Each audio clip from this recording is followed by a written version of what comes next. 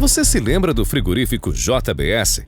Se você assistia à televisão em 2017, deve lembrar que esse era um dos assuntos mais falados daquele ano. Eram sempre notícias sobre vários esquemas de corrupção, propinas, adulterações de carnes, dentre outros crimes. E sempre com várias pessoas importantes envolvidas, até mesmo ex-presidentes. E se você é uma das pessoas que ainda tem dinheiro para comprar carne ou para fazer aquele churrasco no fim de semana, já deve ter visto que alguns dos produtos mais vendidos atualmente são da Swift, da Seara e da Friboi. Mas você sabia que todas essas marcas bilionárias pertencem à JBS?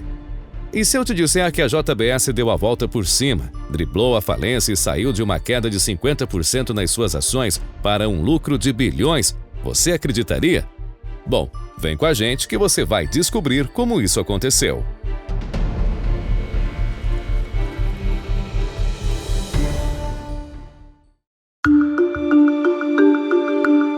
Para entender a história de como um pequeno açougue no interior de Goiás se transformou na maior empresa de carnes do mundo, devemos voltar algumas décadas no tempo.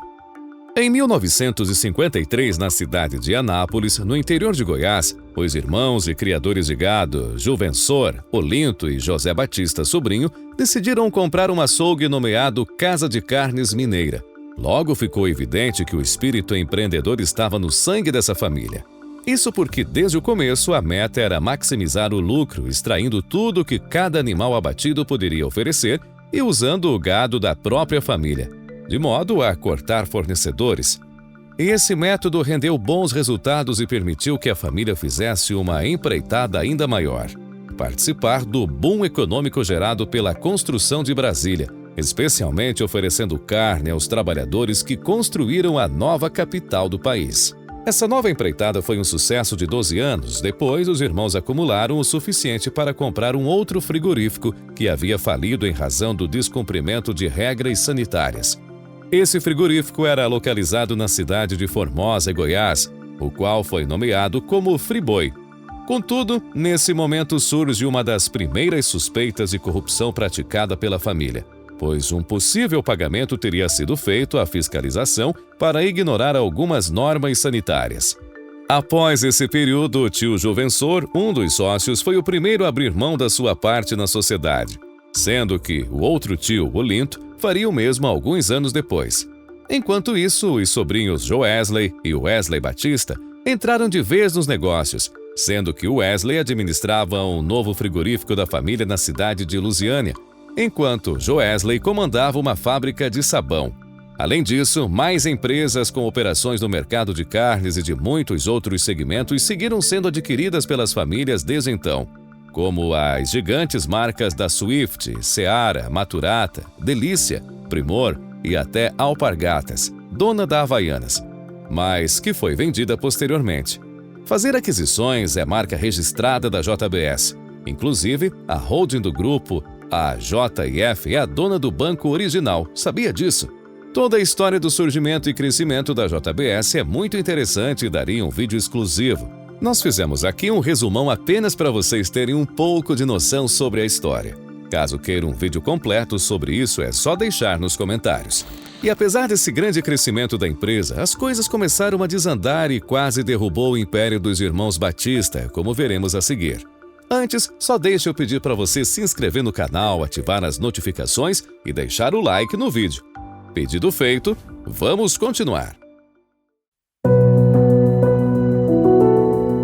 Com a eleição de Lula em 2003, o governo começou a conceder incentivos fiscais e regulatórios a algumas das maiores empresas do país, com a justificativa de que isso ajudaria no desenvolvimento nacional e geraria mais empregos. Com certeza, uma empresa gigante como a JBS não ficaria de fora dessa empreitada. Por isso, na tentativa de fortalecer as empresas, o Banco Nacional de Desenvolvimento Econômico e Social, conhecido como BNDES, foi um dos instrumentos mais usados pelo governo brasileiro nesse processo, que resultou na aplicação de cerca de 17,6 bilhões de reais durante esse período somente na JBS. Sim, isso mesmo, 17,6 bilhões de reais. Quando Temer assumiu o poder, o governo embarcou numa tentativa de acerto das contas públicas, contrariando a política dos governos anteriores. A consequência disso foi que o BNDES começou a não colaborar mais com tanta intensidade com os irmãos Batista. Nessa mesma época, a Polícia Federal avançava cada vez mais com as operações da Lava Jato e realizando a prisão de vários grandes empresários, dentre os quais o presidente da construtora Odebrecht, Marcelo Odebrecht, e o presidente da construtora Andrade Gutierrez, Otávio Gutierrez, de modo que os irmãos Batista resolveram fazer delação premiada para expor os esquemas de corrupção de que tinham conhecimento, com o objetivo de não serem presos. O conteúdo das delações era polêmico e envolvia os políticos mais importantes do país naquela época. Nessa ocasião, uma das maiores revelações de Joesley Batista era de que ele havia enviado dinheiro para 2 contas no exterior para beneficiar os 2 presidentes que antecederam Temer.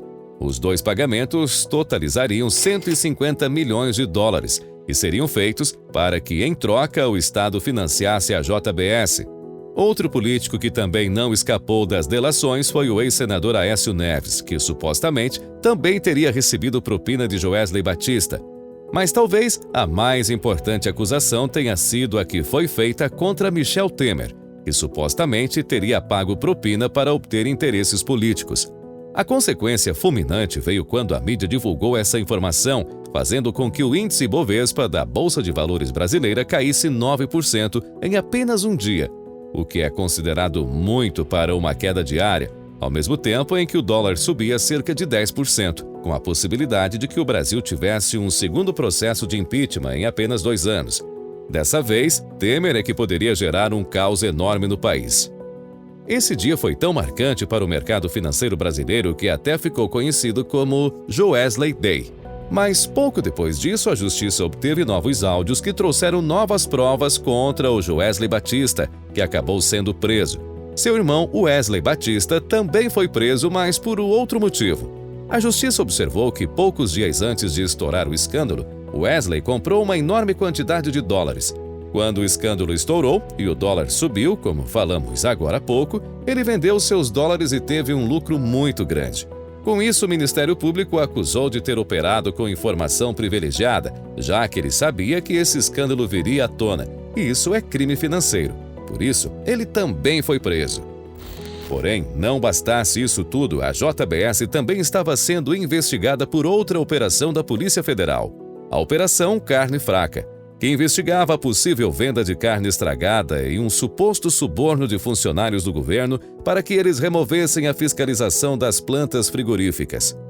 De novo, a JBS não estava sozinha, porque a empresa BRF, dona da Sadia e da Perdigão, também estava envolvida nessa operação.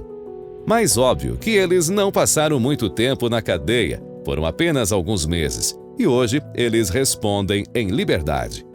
Mas os problemas não pararam por aí, porque a holding da família, a JIF, fez um acordo de leniência com o Ministério Público, onde se comprometeu a pagar 10,3 bilhões de reais em virtude dos esquemas de corrupção. E, além disso, os irmãos foram retirados do comando das empresas. Depois dessa tempestade toda e com muitas dívidas, o grupo teve que se desfazer de algumas de suas empresas para poder se manter. Empresas como a Vigor, a empresa de celulose Eldorado, a Alpargatas, todas por cifras bilionárias. Entretanto, o mais surpreendente é que a JBS superou todas essas dificuldades e seguiu se consolidando ao ponto de se tornar a maior empresa produtora de proteína animal do mundo. E é justamente sobre essa surpreendente volta por cima que a próxima parte do vídeo será dedicada.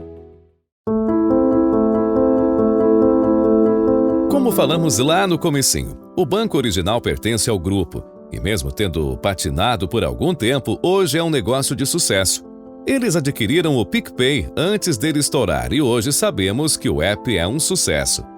Além disso, em meados de 2020 veio o vírus e com ele veio a inflação, que aumentou os preços das carnes, tanto as de frango e de porco quanto as bovinas, algo que sem dúvida beneficiou a JBS, tendo em vista que suas principais operações são nesses 3 segmentos.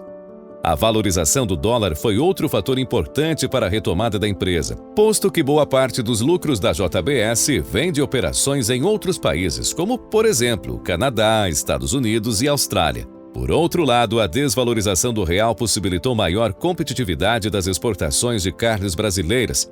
Todo esse processo resultou num colossal lucro de 20,5 bilhões de reais em 2021.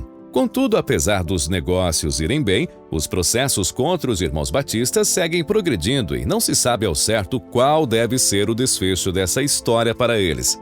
Mas vem cá, e como você acha que vai terminar essa história? Escreve aí nos comentários.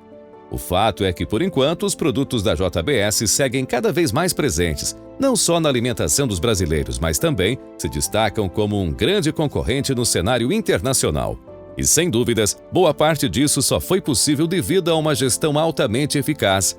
E gestão eficaz, focada em crescimento, é marca registrada de um minúsculo país que, há menos de 100 anos, era apenas uma aldeia de pescadores e hoje é uma das nações mais ricas do mundo. Mas, afinal, como o Catar ficou tão rico assim? Bom, para descobrir isso, clica nesse vídeo que está aparecendo e nos vemos lá. Muito obrigado pela companhia e antes de sair, não esquece de se inscrever e deixar o seu like. Um grande abraço, fiquem com Deus e até a próxima!